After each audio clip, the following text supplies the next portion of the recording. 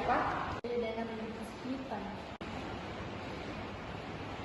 Baik, Ibu Puspita, perkenalkan saya Bidan Winda yang bertugas di BPM pada pagi hari ini. Apa yang bisa saya bantu, Bu? Saya di sini mau melakukan pemasangan alat kontrasepsi, Ses. Maaf sebelumnya, Bu, apakah sebelumnya Ibu pernah melakukan pemasangan alat kontrasepsi, Bu? Sebelumnya saya hanya menggunakan pap cervix sampai hubungan, tetapi saya rasa kontrasepsi tersebut tidak efektif. Bagaimana dengan kondisi organ reproduksi Ibu selama menggunakan pap cervix tersebut? Mengalami alergi dan iritasi di bagian reproduksi saya, Ses. Boleh tahu umur Ibu sama suami sudah berapa tahun ya? Umur saya sudah 37 tahun, Ses, dan suami saya sudah 47 tahun. Baik, anak Ibu sudah berapa? 3, Ses, dan sudah besar-besar juga, makanya saya ingin menghentikan kehamilan saya. Mohon maaf sebelumnya Ibu, kalau boleh tahu Ibu dan suami selama sepekan sudah berapa kali melakukan hubungan seksual, Bu? Sering, Ses, kadang sampai 4 kali dalam sepekan. Maaf Ibu, sebelumnya apakah Ibu atau suami punya riwayat penyakit menular seksual, Bu? Alhamdulillah tidak ada, Ses. Oh iya, Ibu kesini sendiri ya? Suami Ibu mana? Dan untuk pemasangan ini, apakah sudah disetujui suami, Bu? Iya, saya sendiri. Suami saya bekerja di luar kota dan pemasangan kontrasepsi apa saja akan disetujui oleh suami saya. Oh iya, untuk tindakan lebih lanjut, saya alihkan ke bidan Atira ya, Bu. Mari saya antar, Bu. Permisi, saya ini rekam medis klien kita. Iya, terima kasih, Sis. Ya, saya balik dulu ya, Sis. Selamat Ses.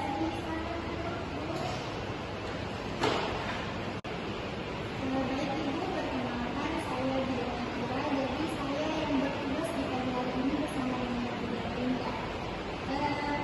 Dari pengalamannya, Ibu sudah menginginkan kehamilannya, Bu? Iya, Ses. Kira-kira di umur 37 tahun ini kontrasepsi apa yang cocok untuk saya? Ya, iya, baik Ibu. Untuk karena melihat umur Ibu yang sudah 37 tahun dan juga umur suami yang sudah 43, dan juga saya lihat anak Ibu sudah 3 ya, Bu. Nah, jadi di sini saya punya dua pilihan untuk metode kontrasepsinya. Yang pertama itu ada kontrasepsi vasektomi. Jadi kontrasepsi vasektomi ini merupakan metode kontrasepsi pada laki-laki. Jadi akan dilakukan operasi kecil untuk memotong saluran organ reproduksi pada pria. Nah, jadi yang akan dipotong itu saluran keluarnya sel sperma. Nah, karena saluran sel sperma itu sudah dipotong, otomatis sel telur dan sel sperma ini tidak akan bertemu. Jadi otomatis tidak akan terjadi yang namanya pembuahan. Jadi ibu tidak akan mengalami yang namanya kehamilan. Nah, untuk vasektomi sendiri itu jangka waktunya seumur hidup ya Ibu. Jadi dia permanen karena dia merupakan kontrasepsi pendedahan. Nah, untuk yang pilihan kedua saya ada tubektomi. Tubektomi ini dia sebenarnya sama dengan vasektomi, dia pendedahan, tapi untuk tubektomi sendiri itu dia kontrasepsi pada wanita. Jadi dia juga memotong saluran sel telur yang ada pada wanita, yaitu memotong atau mengikat yang namanya tuba Fallopi. Jadi tuba Fallopi itu tempat menyimpannya sel telur pada perempuan. Nah, jika saluran itu dipotong, maka otomatis sel telur tidak akan bertemu dengan sel sperma, jadi tidak akan terjadi pembuahan. Nah, jangka waktunya juga sama seperti vasektomi, dia permanen, jadi seumur hidup, tidak bisa diganggu-gugat lagi. Jadi bagaimana Ibu dari dua opsi tadi, apakah Ibu lebih memilih untuk vasektomi atau tubektomi? Kalau boleh tahu resiko atau efek samping para tubektomi itu apa ya, Sis? Nah, jadi untuk tubektomi sendiri itu dia memiliki efek samping atau resikonya juga ya Bu.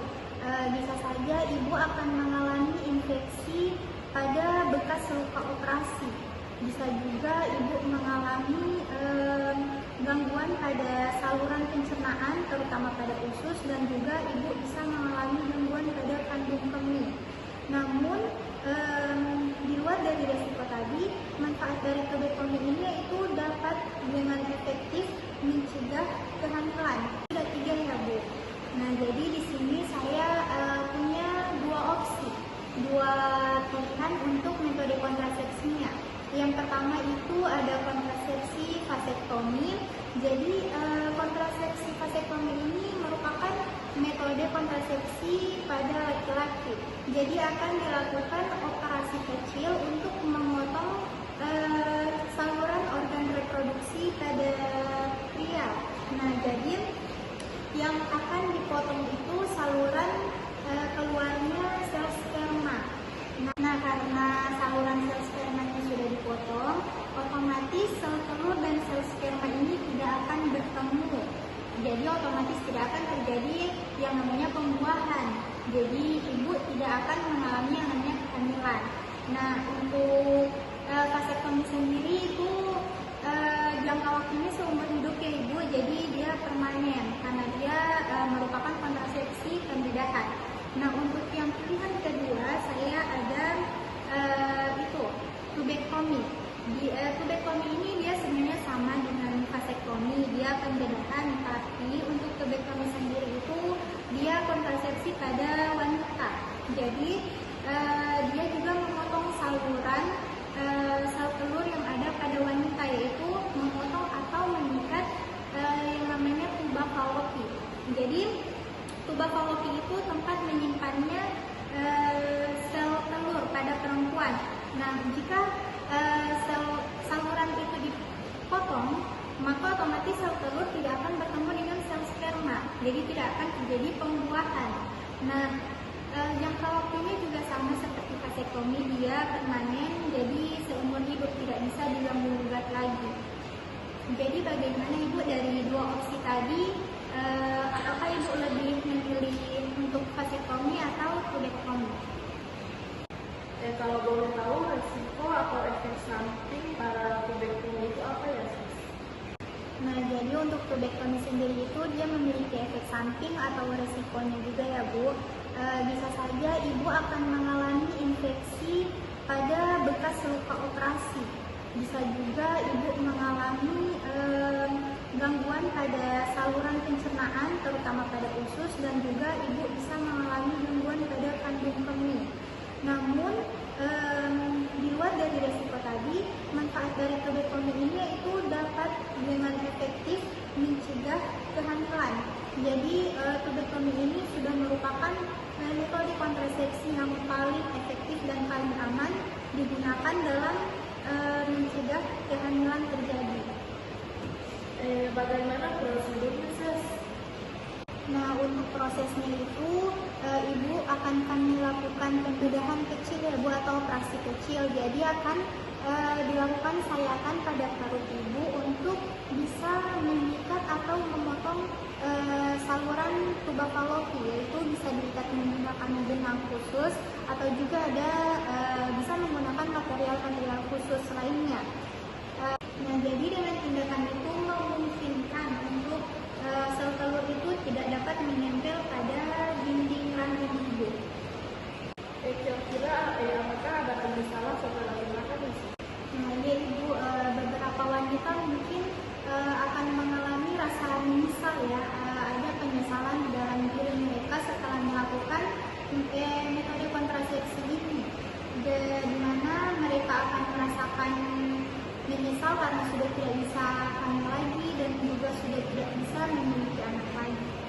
Jadi bagaimana ibu untuk keputusannya, apakah ibu tetap ingin lanjut melakukan metode kontrasepsi ini atau ibu mungkin ingin menggantikan ke kontrasepsi lainnya? Saya tetap ingin menjalani tindakan ini sis. Ya baik, jadi ibu tetap akan melanjutkan metode kontrasepsi ini ya Bu ya. Kalau begitu nanti saya akan memberikan konseling kembali kepada ibu dan juga memastikan bahwa ibu ini sudah betul-betul memahami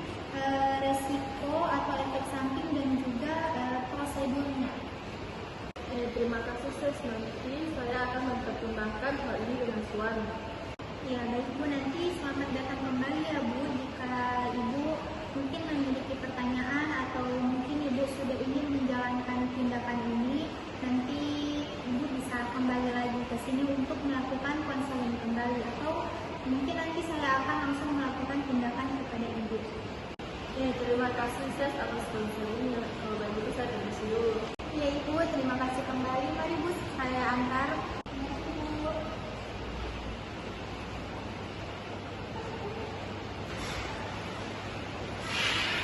Tubektomi. Tubektomi dapat mencegah pertemuan sperma dengan sel telur atau fertilisasi dengan jalan menutup atau oklusi kedua saluran telur atau tuba falop. Tahu anak ini